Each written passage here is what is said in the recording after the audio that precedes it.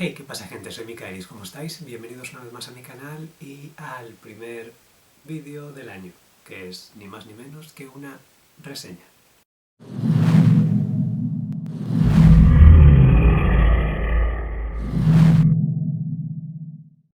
Hoy vengo a hablaros de una novela que ha dado mucho, pero mucho que hablar. Hoy vengo a hablaros de La corte de la muerte, de Rick Riordan y Marco Shiro. Esta es la segunda novela protagonizada por Nico D'Angelo y Will Solas. Y lo cierto es que no tenía ni idea de que existía. Quiero decir, ahora lo sé, obviamente. Pero originalmente todos pensábamos que la novela sobre esta pareja era una novela autoconclusiva. No esperábamos que tuviese una secuela. Entonces, digamos que me llevó un tiempo descubrir que existía, descubrir que había salido en español y por eso os la traigo no excesivamente tarde, pero más tarde de lo normal. Esta es una novela que ha dado mucho que hablar, y con esto me refiero a que las redes sociales estaban tan plagadas de spoilers que me ha sido imposible evitarlos todos.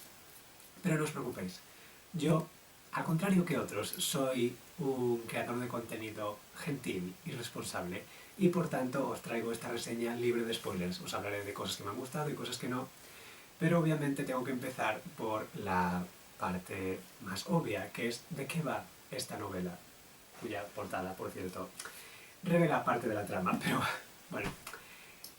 Esta novela nos trae de nuevo a nuestros protagonistas, Nico D'Angelo y Will Solas, meses después de su excursión al Tártaro, y les presenta una nueva misión de naturaleza ligeramente distinta. Deben ir al campamento Júpiter y reunirse con una serie de monstruos que ya no lo son tanto, pero que aún así han traído su propio puñado de problemas a este refugio de semidioses.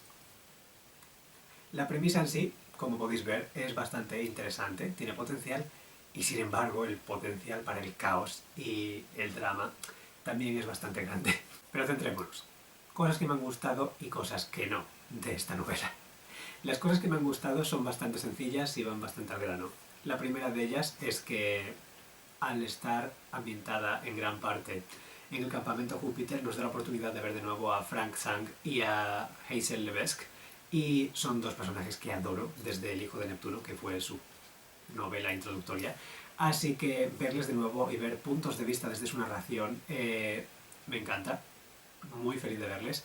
Y de hecho es algo de lo que me quejé cuando pensaba que la novela anterior a esta iba a ser única, el hecho de que no explotasen la conexión de Nico con Hazel, que es su medio hermana. Otra cosa que me ha gustado mucho es que es una novela que conecta mucho con historias anteriores, dramas previos en diferentes relatos y novelas cortas, y tanto mortales como dioses secundarios y menores que aparecen aquí son relevantes durante prácticamente todo el libro, lo cual mola mucho, en el sentido de que los que aparecen y se mantienen no son notas anecdóticas, sino que puedes conocerlos un poco, aprender sobre ellos, y eso mola mucho, al menos en mi humilde opinión. Y por último, pero no menos importante, este libro tiene varias tramas y varias líneas argumentales llenas de tensión y expectativas, y están trabajadas de forma muy eficiente hasta el punto en el que llegas al final de un capítulo y necesitas leer el siguiente, porque obviamente no vas a dejar a los personajes tirados y colgados ahí esperando a que tú vuelvas al libro.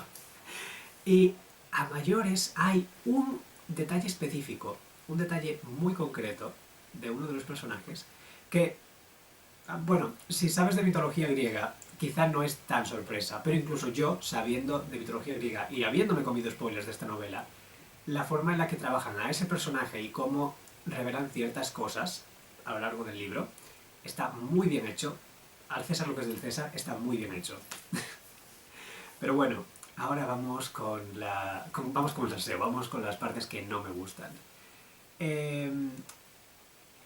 Bueno, hay una cierta irritación por mi parte con cómo se trabajan algunos términos en la traducción, porque los libros de Rick Riordan y de Percy Jackson siempre han tenido una cosa, que es que cuando una palabra no es una palabra de nuestro idioma, tienen dos opciones. O bien utilizan cursiva y la ponen en su versión extranjera, como diciendo, esta claramente no es una palabra, no es un término en nuestro idioma, o bien utilizan la adaptación, transcripción al español, en el sentido de que, por ejemplo, el dios de la forja no es Hephaistos o Hephaestus, es Hefesto, como suena, con H al principio. Entonces aquí me irrita un poco porque no han ido ni a lo uno ni a lo otro y tenemos ciertos términos, ciertos nombres que están transcritos como si supone que fuese griego o inglés o latín o lo que sea, pero están escritos normal, como si fuese una palabra cualquiera. Y no me gusta, preferiría que hubiesen tirado para el uno o para el otro, no quedarse a medio camino. Otra cosa que no me ha gustado es el hecho de que se hayan traído a los protagonistas de una novela una vez más al campamento Júpiter y a la Nueva Roma y no hayan hecho referencia a la familia de Octavio. Octavio, para quien no lo recuerde, era un legado de Apolo, un descendiente muy lejano del dios de la profecía, que era básicamente un idiota que consiguió motivar una guerra civil y que acabó muerto por ello. Y se nos hace referencia constantemente a que es de una familia muy influyente y que tiene parientes en la Nueva Roma muy poderosos. Y ni en las pruebas de Apolo, en el que el ancestro de Octavio es protagonista, ni en estas novelas en las que los dos protagonistas estuvieron involucrados en la derrota de Octavio, hemos tenido referencia a esa trama, lo cual me parece una gran pérdida de potencial. Y hablando de Nueva Roma, Percy Jackson y Annabeth Chase, los protagonistas de la saga original, están ahora mismo estudiando allí. Tienen expectativas universitarias y se merecen un tiempo de descanso. Sin embargo, en el libro hacen referencia explícita a cómo al estar estudiando no tienen tiempo para hacer ciertas cosas y no sienten que sea correcto molestarles mientras están estudiando. Y, a ver, lo entiendo hasta cierto punto. O sea, está muy bien, tiene sentido, y que quieran decir de, oh sí, ya tuvieron sus aventuras, ahora son las nuestras. Habría sido muchísimo más eficiente que hubiesen dicho que por motivos académicos están de excursión a X sitio y no están disponibles durante esta aventura. Porque no me puedes decir que hay tramas, hay dramas, hay problemas de diferentes tipos que podrían afectar a Percy y a Annabeth o a sus amigos y que están a 15 minutos andando de distancia y que digan, ay sí, bueno, pero están estudiando, no pueden vernos. No cuela, y menos siendo Percy y Annabeth. Si hubiese una emergencia verdadera, dejarían los libros de lado para ayudar. Entonces, sabiendo eso, es mejor que digas, no, están de excursión, o no, están visitando a los padres de Percy en Nueva York, o lo que sea. Perdón, me irrita mucho este punto. Hay detalles en esta saga que me parece que tienen una continuidad un poco confusa, sobre todo con respecto a la cronología de Nico y de su edad y ciertos detalles que han sucedido a lo largo de las diferentes sagas. Otra cosa que no me ha gustado es que en este libro, específicamente, la niebla, el fenómeno mágico que oculta a los mortales todos los elementos sobrenaturales del mundo, es muy relevante. Los monstruos también son muy relevantes y por eso yo estaba esperando que hiciesen algún tipo de conexión con El Hijo de la Magia, un relato corto escrito por el hijo de Rick, que habla de las conexiones entre los monstruos, la niebla, la magia y específicamente un personaje llamado Lamia. Y no hay absolutamente nada de eso y me da la sensación de que habría tenido muchísimo más sentido que lo hubiesen hecho. No quiero entrar en detalles, tampoco es tan importante, pero es una cosa que a mí personalmente me molestó. Vale, y ahora vamos a hablar de las partes dramáticas de verdad. En primer lugar, el polémico hijo de Hestia. En la novela, muy al principio, cuando nos están mostrando las rutinas del campamento mestizo, se nos presentan a varios semidiosas recién llegados y uno de ellos es hijo de Hestia, que es una diosa virgen, la diosa del hogar. Y la gente en internet explotó diciendo de que no tiene sentido, Rick Riordan ha traicionado la mitología, no sé qué, no sé cuánto. A ver, en su mundo, otras diosas vírgenes tienen su propia versión de familia. Atenea tiene hijos por partenogénesis, los tiene ella sola, sin necesidad de intervención carnal, digamos. Y Artemisa ve a sus cazadoras como su familia, como sus hijas simbólicas. En ese contexto, Hestia, teniendo un semidios, no es imposible. De hecho, se menciona que una diosa menor, que se supone que también es una diosa virgen, Astrea, tiene una hija. Y yo, cuando hablé sobre ella por primera vez, me imaginé que si tuviese hijos, quizás sería cuando un mortal pide, oh, ojalá tener un hijo, que esta diosa estelar estuviese escuchando y dijese, ah, sí, toma, paternidad o maternidad. En el universo de Rick Riordan con sus reglas, no es imposible que Hestia tenga hijos mortales. Pero, claro, si lo presentas y luego no haces nada con ello, irrita. Y este semidios aparece un momento al principio y aparece un momento al final. Ya está. Es una escopeta de Chekhov sin disparar. Y ahora vamos con la parte que yo creo que es la más importante de toda la novela, los monstruos. En esta novela el tema de la redención, de qué es lo que se considera un monstruo y de cómo los monstruos encajan en el mundo moderno, es muy importante.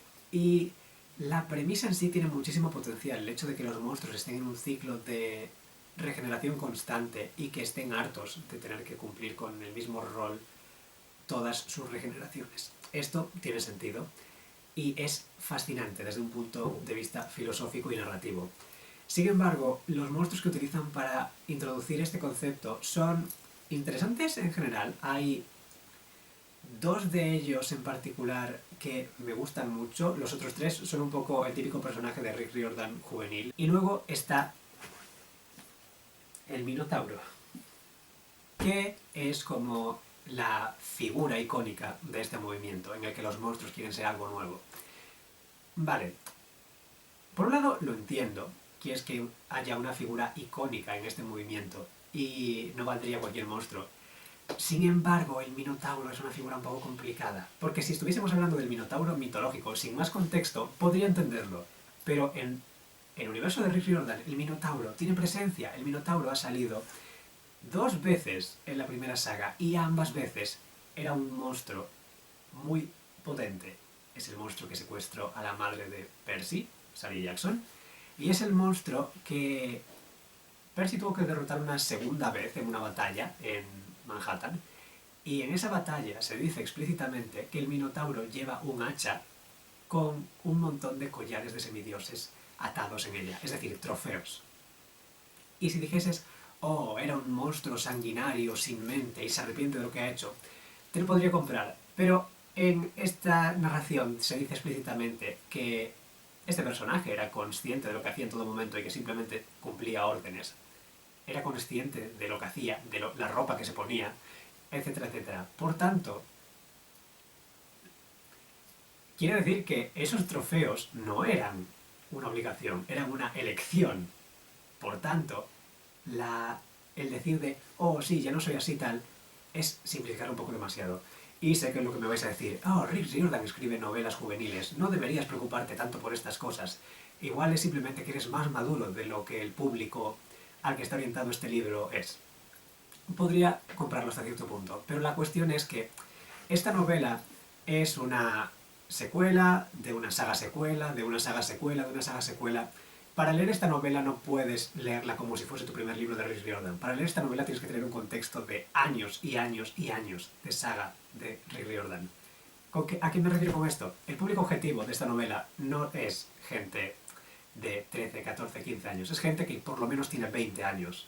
Y por tanto, Rick Riordan y Marco Shiro tienen no la responsabilidad, pero la posibilidad de ser atrevidos con lo que dicen, con la complejidad moral, filosófica, ética, de las tramas que utilizan. Y en este caso, el hecho de que la reinserción, la reintegración, la redención y un montón de cosas que empiezan por R de los monstruos es algo que podrían haber usado de forma mucho más eficiente. Y el Minotauro específicamente, la cosa con el Minotauro es que en la segunda mitad de la novela es un personajazo, es un personaje que me encanta, pero en la primera mitad es demasiado flojo y demasiado arraigado en la clave de Rick Riordan de utilizar elementos ridículos para rebajar la seriedad de un personaje. Si hubiesen introducido al Minotauro como una figura que asusta, como una figura emocionalmente distante y al que es difícil ganarse, y que a lo largo de la novela nos ganamos la confianza del Minotauro a través de los personajes protagonistas, quiero decir, sería mucho más eficiente. Podríamos ver ese lado sensible del Minotauro y ver un poco cuál es su profundidad como personaje, y en ese sentido estaría mucho más satisfactoriamente narrado todo lo que pasa después. ¿Sabéis a qué me refiero? Habría sido mucho más fácil que introdujesen el hecho de los monstruos queriendo ser algo distinto con otro personaje y que el Minotauro fuese el premio gordo, el personaje más misterioso y más difícil de querer, pero al que acabas queriendo más que a nadie. Además, a todo esto hay que añadir, en la novela no se acaba de decidir en todo momento qué cuenta como monstruo y qué no, porque es como un montón de monstruos estereotípicos que Percy Jackson ha derrotado una y otra vez, aparecen como monstruos, pero luego hay otros que no se consideran de todo monstruos, rollo arpías, centauros, faunos, se consideran como, oh sí, estos han sido traídos aquí como monstruos, y es como, ¿monstruos? ¿Lo dices porque en la Nueva Roma no hay como 3 o 4 tiendas con ellos como tenderos? No sé, complica mucho las cosas. Pero pese a todo, y pese a todo lo que acabo de decir, la novela no es mala. Esta novela ha hecho que muchísima gente se cabree y yo empecé a leerla con la expectativa de que no me iba a gustar y sin embargo me ha gustado mucho. Pero tiene elementos que son muy flojos. Y no por falta de potencial, tiene elementos que podrían haber sido oro puro y se han quedado en estaño. Así que si le tengo que poner una nota, le voy a poner un... Le voy a poner un 7 justito, justito, justito, justito. Me ha gustado mucho más de lo que pensaba que me iba a gustar, pero le queda mucho para ser un 10. Y podría haber sido un 10 si hubiesen trabajado ciertos puntos clave mejor. Pero bueno, un 7, la novela no está nada mal, y si ignoráis las partes flojas, yo creo que es bastante disfrutable. Desde luego, me ha sorprendido más y para mejor que su predecesora, así que por eso le doy la nota que creo que se merece. Espero que os haya gustado este vídeo, esta reseña, espero que le deis like, que os suscribáis y todo ese rollo, y nos vemos en el próximo vídeo. Ah, y feliz año. Chao.